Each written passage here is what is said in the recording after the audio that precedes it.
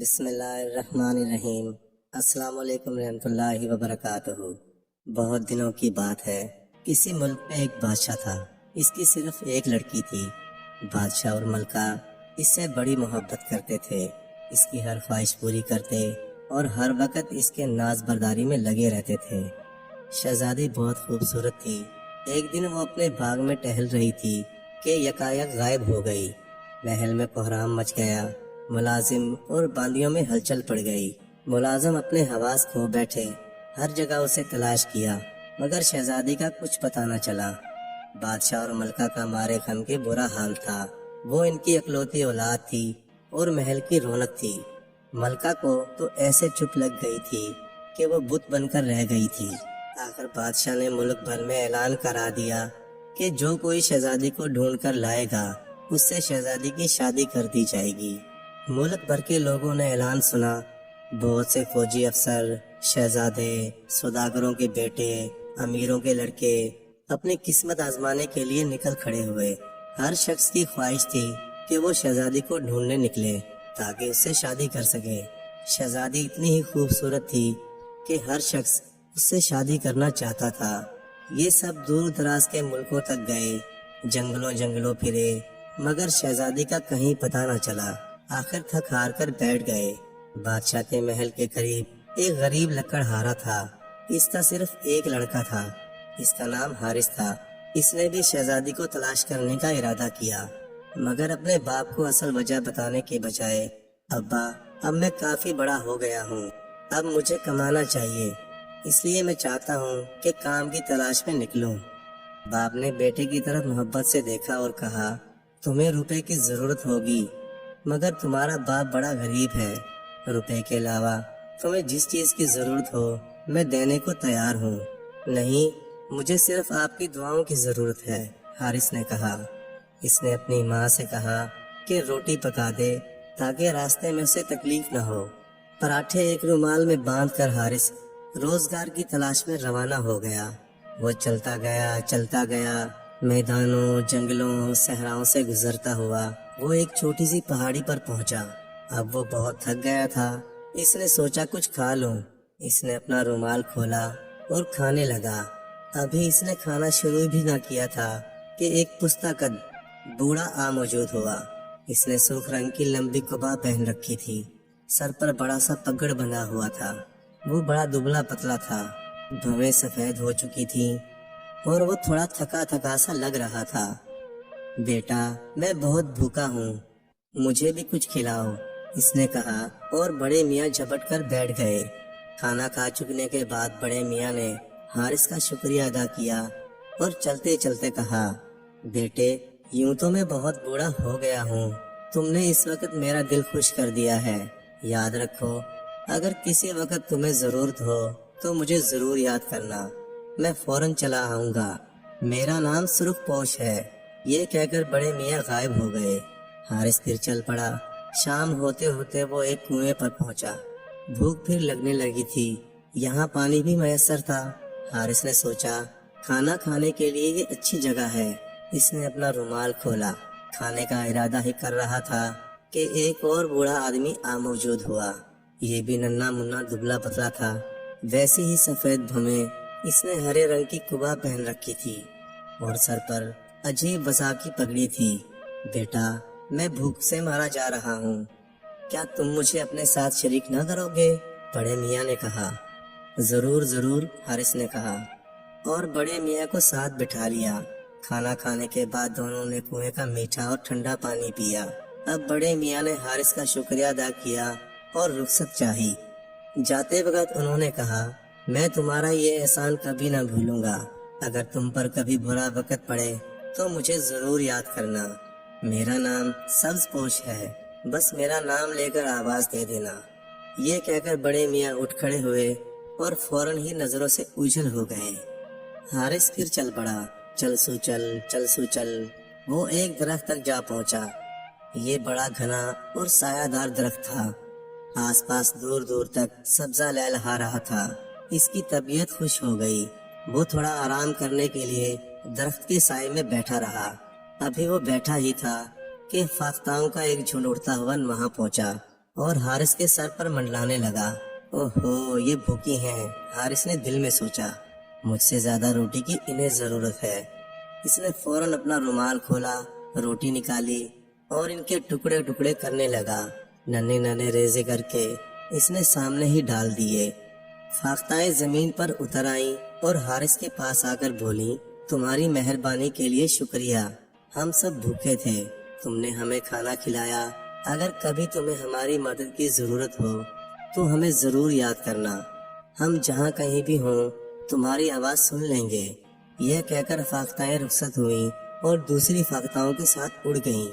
اب شام ہونے کو تھی۔ حارث کو رات گزارنے کے لیے ایک ٹھکانے کی ضرورت تھی۔ وہ جلد از جلد کوئی ایسی جگہ ڈھونڈ لینا چاہتا تھا جہاں رات بسر کر سکے۔ کچھ دور چلنے کے بعد ایک پہاڑی کے دامن میں ایک غار نظر آیا۔ حارث نے اس میں نظر ڈالی۔ بہت وسیع غار تھا، اس میں درجنوں بھینسیں بندھی ہوئی تھیں۔ اس کے باوجود ایک اونچا سا قدرتی چبوترا تھا جس پر 3-4 آدمی آسانی سے سو سکتے تھے۔ اس نے سوچا ان بھینسوں کا رکھوالا بھی ہوگا، اس لیے رات یہیں گزارنا چاہیے۔ ابھی حارث بستر کر ہی رہا تھا کہ ایک عجیب سی عورت غار میں داخل ہو گئی۔ تم کون ہو اور یہاں کیا کر رہے ہو؟ جادوگر بڑھیا نے کہا۔ میں مسافر ہوں، بہت دور سے چل کر آیا ہوں، تھک کر چور ہو گیا ہوں اور رات یہاں گزارنا چاہتا ہوں۔ اگر کچھ حرج نہ ہو تو مجھے رات بھر یہاں رہ لینے دو، حارث نے ہمت کر کے کہا۔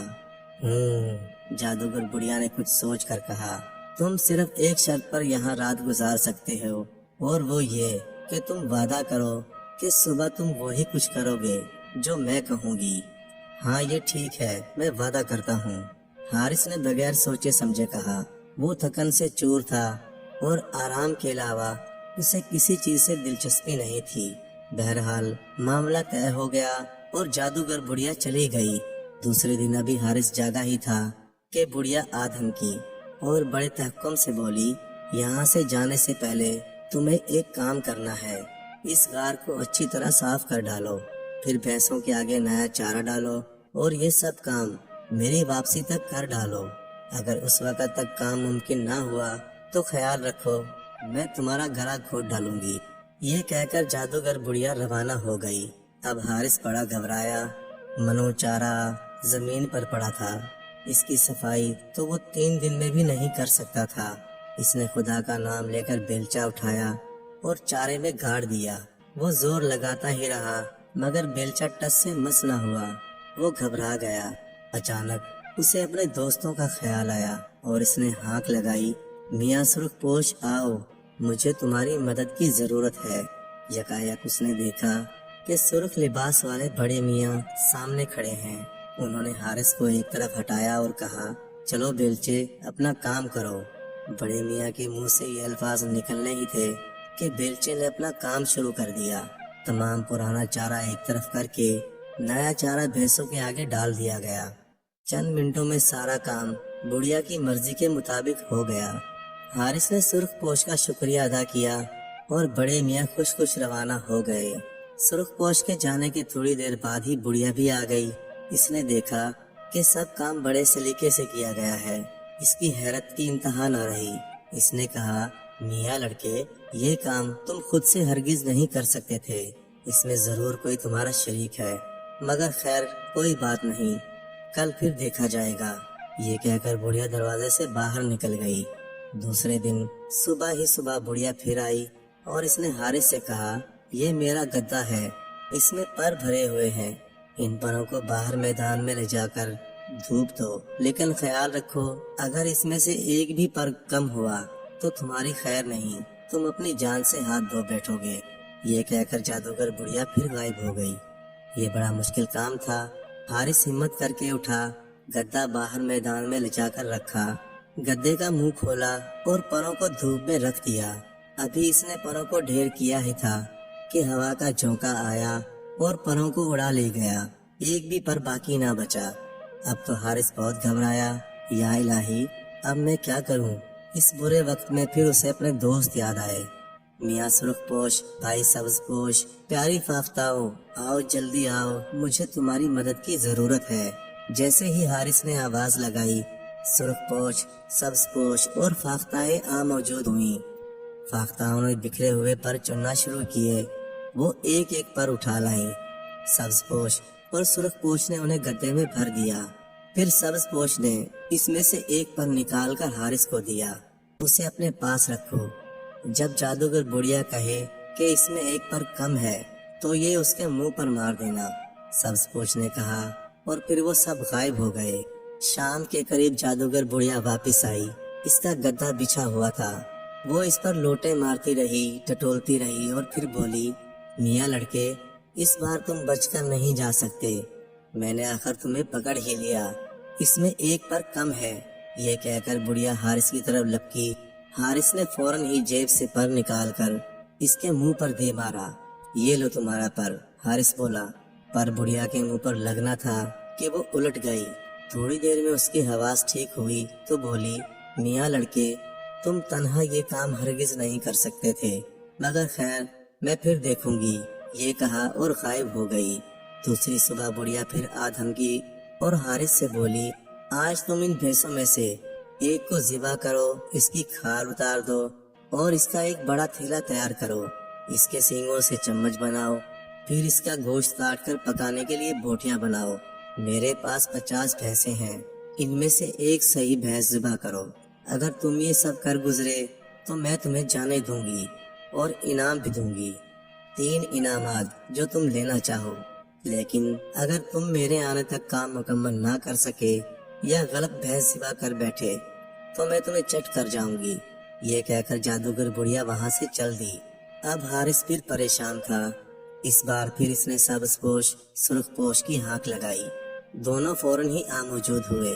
وہ اپنے ساتھ ایک موٹی تازی بھینس بھی لائے تھے۔ انہوں نے فوراً ہی اسے ذبح کیا اور چھوٹی چھوٹی بوٹیاں کر کے ڈھیر کر دیا۔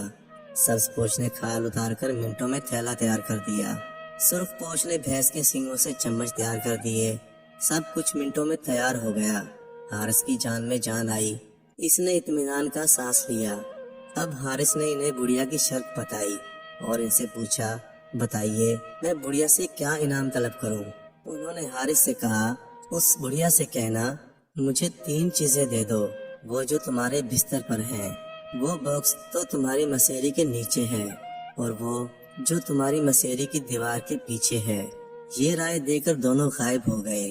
جب بڑھیا غار میں پہنچی تو بڑی پریشان ہوئی۔ لڑکے، تم یہ کسی دوسرے کی مدد کے بغیر ہرگز نہیں کر سکتے تھے، مگر مجبوری ہے، اچھا بولو تم کیا انعام چاہتے ہو؟ حارث بولا، وہ جو تمہارے بستر پر ہے، جو باکس میں تمہاری مسیری کے نیچے ہے اور وہ جو مسیری کی دیوار کے پیچھے ہے۔ حارث نے وہی جملہ دہرا دیا۔ اف لڑکے، یقیناً کوئی تمہاری پشت پر ہے، تم خود سے یہ انعام تجویز نہیں کر سکتے تھے، مگر کیا کروں، میں مجبور ہوں، تم نے میری جادو کی دھجیاں اڑا دی ہیں، میں تم سے وعدہ کر چکی ہوں، اس لیے اب تمہیں وہی کچھ دینا پڑے گا جو تم مانگتے ہو۔ یہ کہہ کر وہ اپنے کمرے میں گئی اور ایک دروازہ کھولا۔ اچانک ایک خوبصورت لڑکی دروازے سے باہر نکل آئی۔ یہ بادشاہ کی شہزادی تھی جو اپنے باغ میں ٹہلتے ہوئے غائب ہو گئی تھی۔ اب اس نے بستر کے نیچے سے ایک صندوق نکالا اور اس کا ڈھکن کھول دیا۔ یہ صندوق ہیرے جواہرات سے بھرا ہوا تھا۔ یہ بھی تمہارا ہے، بڑھیا نے بڑی مجبوری سے کہا، اور آخر میں اپنی مسیری کے پاس والی دیوار کا دروازہ کھول دیا۔ سامنے ایک خوبصورت بادبانی جہاز کھڑا تھا۔ بڑھیا نے کہا، یہ ایک طلسمی جہاز ہے، یہ بغیر کسی ملا کے تمہیں اس مقام تک پہنچا سکتا ہے، بس اسے حکم دینے کی دیر ہوتی ہے۔ اب تم اپنے انعامات لو اور گھر کی راہ لو۔ حارث نے جواہرات کا صندوق اٹھایا، شہزادی کو ساتھ لیا اور جہاز پر سوار ہو گیا۔ صندوق کو ایک محفوظ جگہ پر رکھا، شہزادی کے لیٹنے بیٹھنے کے لیے مناسب بندوبست کیا اور پھر خود بھی بیٹھ گیا۔ یکایک آسمان پر چند فاختائیں نمودار ہوئیں۔ یہ اس کی پرانی دوست تھیں، وہ جہاز پر منڈلاتی رہیں۔ انہوں نے کہا، حارث جاؤ سدھارو، خدا تمہیں خوش رکھے۔ حارث نے دیکھا کہ ساحل پر سبز پوش اور سرخ پوش بھی موجود تھے اور چلا چلا کر اسے خدا حافظ کہہ رہے تھے۔ حارث کا جی بھر آیا، اس کی آنکھیں چھلک اٹھی، کیسے دوستی سے چھوٹ رہے تھے۔ مصیبت اور برے وقت میں کام آنے والے دوست، حارث جہاز میں روانہ ہوا اور اپنے شہر پہنچ گیا۔ بادشاہ اور ملکہ شہزادی کو دیکھ کر بہت خوش ہوئے۔ انہوں نے حارث کو محل میں ہی روک لیا۔ حارث نے کہا وہ صرف اس شرط پر محل میں رہ سکتا ہے کہ اس کے باپ کو بھی یہاں رہنے کی جگہ دی جائے۔ بادشاہ فوراً راضی ہو گیا۔ چنانچہ حارث کا باپ بھی محل میں ہی رہنے لگا۔ بادشاہ نے حارث کی شادی شہزادی سے کر دی اور وہ سب ہنسی خوشی زندگی گزارنے لگے۔ معزز ناظرین، آپ سے چھوٹی سی گزارش ہے، اگر ویڈیو اچھی لگے تو لائک کر دیں اور کمنٹ کر دیں، اور ابھی تک آپ نے میرے چینل کو سبسکرائب نہیں کیا تو برائے مہربانی میرے چینل کو سبسکرائب کر دیں۔ جزاک اللہ۔